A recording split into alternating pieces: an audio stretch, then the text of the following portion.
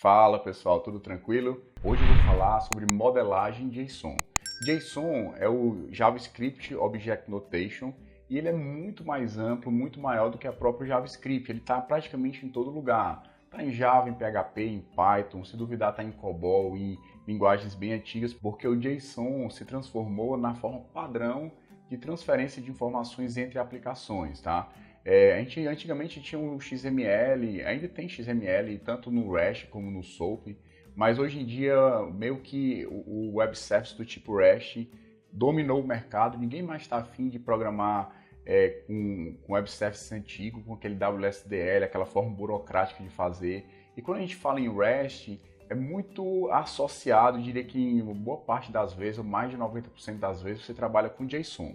Então, quando você trabalha com JSON entre aplicações, é importante que você modele o seu JSON de uma forma que garanta duas coisas. Primeiro, que o dado vá de forma completa, é importante, já que o JSON ele modela os dados que vão trafegar entre a sua própria aplicação ou entre aplicações, tá? Mas é importante que você pense o JSON de uma forma que facilite na hora de você consumir esses dados. Porque dependendo da forma como você modela, vai ficar mais difícil você obter uma informação, vai ficar mais fácil obter outra. Então você tem que pensar assim, como é que eu vou consumir esse JSON? Como é que as minhas várias aplicações que vão ter acesso a esse dado vai querer acessar essa informação? Então, baseado nisso, você vai modelar o seu JSON para que ele possa atender às necessidades e às demandas de cada aplicação. Eu vou mostrar o mesmo problema hoje e vou modelar ele de três formas diferentes. Vocês vão perceber que você precisa levar isso em consideração na hora que você estiver fazendo o seu JSON. Não só a estética, não só ali ter todos os dados, mas saber como você vai acessar esse dado, vai fazer, vai influenciar, digamos assim, a forma como você vai modelar. Qual é o problema? Imagine que eu tenho uma aplicação e eu tenho vários serviços web e eu quero fazer um mapeamento de quais são os perfis de acesso do meu sistema para cada URL. Então, praticamente o problema é esse. Eu vou mostrar o primeiro JSON, a primeira abordagem, e você vai entender exatamente do que se trata essa modelagem, beleza? Então vamos lá. Eu estou aqui com um Atom aberto e eu vou criar uma variável chamada JSON e eu vou colocar aquele backtick do ES6 só para poder eu conseguir colocar o meu JSON em múltiplas linhas. Eu estou escrevendo um JSON mesmo, tá? Um string, e depois a gente pode converter isso para objeto e trabalhar com esse objeto dentro de cada contexto. Então vamos lá. Primeiro eu vou criar aqui o nome da aplicação, que eu chamei de supersistema. Depois eu vou criar uma URL base, que seria /API, tá? E eu vou começar a modelar a minha API. Então eu vou colocar aqui, por exemplo, vendas /*.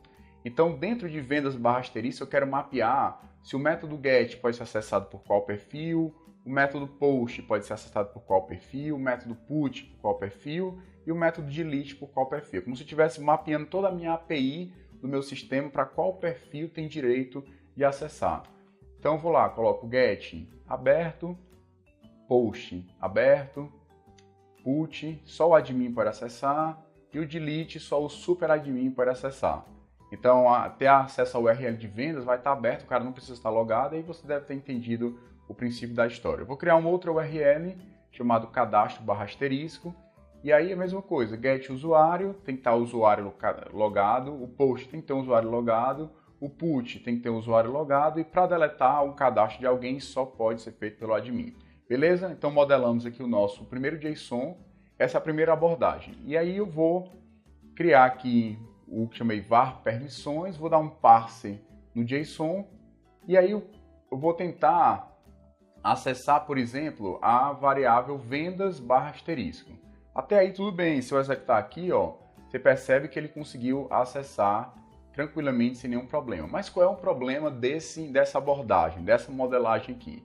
Primeiro, se eu tentar fazer isso aqui, ó, eu vou até comentar para poder para não dar erro. Eu não posso, do jeito que está escrito aqui, ó, fazer objeto ponto o atributo. Por quê? Porque o meu atributo aqui em cima, no caso vendas, asterisco, ele tem vários caracteres que não fazem parte do identificador do JavaScript. Ele tem um barra, que é a divisão, tem um asterisco, tá? Que também não pode ser usado. Então, quando eu trabalho com esse tipo de abordagem, eu já não consigo usar a notação de ponto, tá? Para acessar os atributos desse objeto.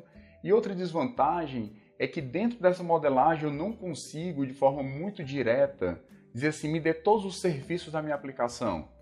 Então, dessa forma, fica difícil de você conseguir extrair apenas os serviços e navegar em cima deles. Então, por exemplo, se eu quero pegar as URLs, eu vou ter muito provavelmente fazer um for-in em cima dos atributos do objeto, para daí eu pegar esses atributos e fazer algum tipo de filtro baseado no início da string, ou aplicar uma regex em cima disso, tá? Mas não é direto, digamos assim, a forma de você acessar essas informações de quais serviços foram cadastrados aí no meu JSON.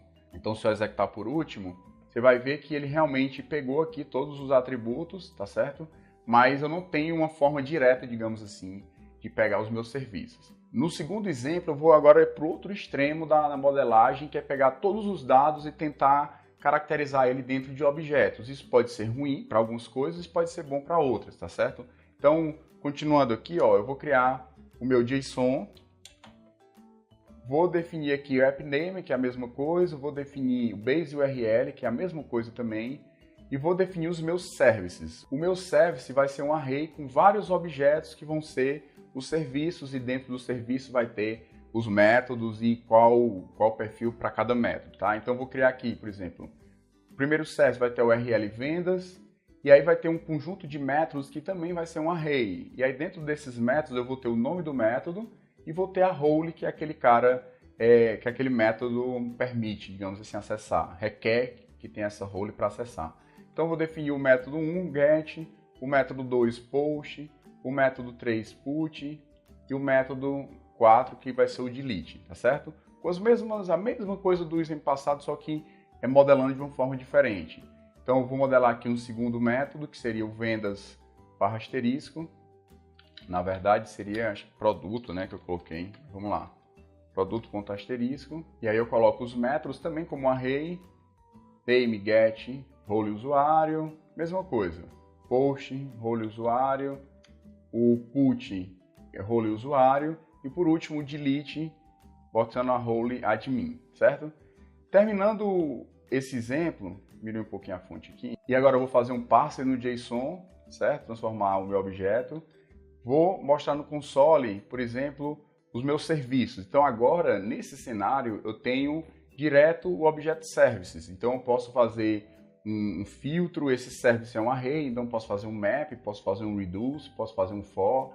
Então agora diretamente eu tenho serviços, o que é melhor do que a abordagem passada. Por outro lado, esse JSON é maior, né? E isso pode ser um problema se for muito requisitado esse tipo de estrutura, se for crítica no seu sistema, então você pode também pesar essa questão. Ah, ele é maior e tal, mas eu tenho mais acesso aos dados e tal. Mas vamos ver alguns exemplos a mais aqui, ó. Se eu quero acessar, por exemplo, o nome do método do primeiro serviço, aí eu coloquei service 0, índice 0, beleza. Mas dentro dos meus métodos HTTP, o ideal seria que eu pudesse acessar, por exemplo, o método get, o método post, de uma forma mais expressiva e não a partir de um índice, como no caso eu acessei aí. Obviamente você poderia até nesse objeto colocar alguns métodos dentro dele e tal, mas a priori eu queria que o próprio objeto convertido do JSON já me desse de forma mais direta aquilo que eu quero. Então, nesse caso, pode ser que não seja tão interessante essa abordagem. Se eu quero acessar a role, por exemplo, tem que acessar a role do primeiro serviço da minha aplicação, pega no método 0, que é o get, que foi o primeiro declarado, e se por algum motivo eu inverter a ordem do get e do post, veio trocado, o que é que vai acontecer? O que vai acontecer é que ele vai trocar aqui também, porque eu estou acessando via índice. Então, talvez essa abordagem não seja também a ideal. Partindo para o último exemplo, que talvez seja a abordagem que eu considero mais equilibrada para esse exemplo, tá certo? Nós vamos fazer a mesma coisa, nós vamos declarar um JSON, e aí eu vou colocar AppName, supersistema, base URL API, e vou declarar os meus serviços. Da mesma forma, vou criar um array de serviços, tá? É importante que eu tenha esse array.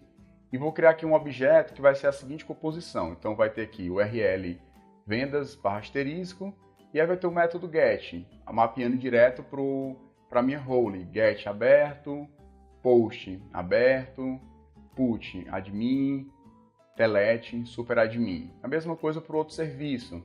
Então Então vou ter o URL, acabei repetindo vendas aqui, mas é produto. E aí eu tenho get usuário, post usuário, put usuário e no final delete admin, certo? Dá um pouquinho mais de zoom aqui. Agora eu vou dar um passe no objeto, jogar dentro da variável permissões e aí eu vou acessar console permissões service 0 post. Então, obviamente, aqui eu vou ter que fazer um for procurando, por exemplo, o serviço que tem uma determinada padrão de URL, então posso fazer um filtro para pegar esse serviço e conseguir ele. Mas uma vez que eu pego o serviço, eu consigo acessar de forma muito mais clara que eu estou acessando o método post e não vai gerar nenhuma dúvida que eu estou acessando ele. Muito melhor do que acessar uma rede de métodos a partir de um índice, porque pode ter alguns problemas em relação a isso. Então, se eu executar esse método, você vai ver que para esse serviço, serviço 0, o post ele é aberto. Se eu quiser colocar aqui, por exemplo, o delete e executar, você vai ver que só quem consegue acessar é o superadmin. Então, moral da história, é extremamente importante que você entenda para onde os seus JSONs vão ser trafegados, que aplicações vão consumir, como ela quer consumir esse seu dado, porque da forma que os clientes vão consumir, da forma como as múltiplas aplicações vão consumir, quanto mais a sua modelagem for pensada nesses caras, mais fácil vai ser para eles consumir esses dados. Beleza? Então, tem algumas coisas boas em relação às práticas. Eu não colocaria, por exemplo, como naquele primeiro exemplo, onde eu usava a URL como sendo o atributo do objeto direto.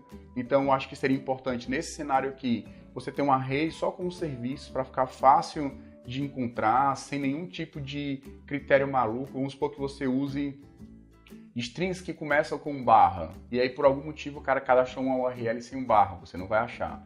Tá? Então, e outras coisas também que você tem que pensar é não deixar também seu JSON extremamente longo, extremamente pesado, porque isso pode acabar afetando de alguma forma a performance, dependendo da quantidade de acessos que esses dados vão ser consumidos na sua aplicação. Beleza? Espero que vocês tenham gostado dessa dica. Na verdade, foi só alguns exemplos de uma modelagem e eu acho que as conclusões, digamos assim, é muito mais com vocês. Na hora que vocês forem modelar, o problema que vocês quiserem modelar com JSON para trafegar entre as aplicações, pensa nisso, pensa em como os dados vão ser consumidos do outro lado, porque a partir daí eu tenho certeza que a sua modelagem vai ser muito melhor. Espero que vocês tenham gostado desse episódio e até o próximo episódio de Dicas de JavaScript. Valeu, pessoal, e até lá. Tchau!